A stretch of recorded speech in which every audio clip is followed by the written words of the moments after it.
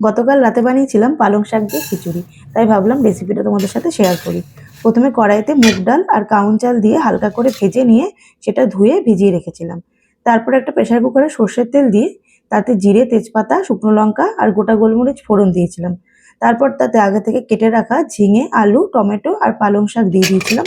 তারপর তাতে অ্যাড করেছিলাম আদা বাটা, কাঁচা লঙ্কা, নুন, হলুদ। তারপর একটু নাড়িয়ে চাড়িয়ে নিয়ে সয়াবিন, বাদাম ভালো করে ধুয়ে রাখা চাল আর ডালটা আর একটু ভাজা মশলা দিয়ে একটা সিটি দিয়ে নিয়েছিলাম। তারপর খিচুড়ি হতে হতে আমি ভাজাগুলো রেডি করে ফেলেছিলাম। আমি খিচুড়ির সাথে খাওয়ার জন্য আলু, বেগুন আর একটু পটল ভেজেছিলাম। আমার বড় মেয়ে বেগুন ভাজা খায় না, তার জন্য ওর জন্য আবার আলু ভাজতে হয়েছিল। তারপর কুকারের ঢাকনা খুলে তাতে একটু ঘি দিয়ে দিয়েছিলাম। তারপর আর কি গরম গরম নামিয়ে ভাজার সাথে স্যালাড দিয়ে সার্ভ করেছিলাম। বিশ্বাস করো, খেতে খুব ভালো হয়েছিল। যারা ওয়েট লস জার্নিতে আছো তারা একবার ট্রাই করে দেখতে পারো। আশা করি তোমাদেরও ভালো লাগবে।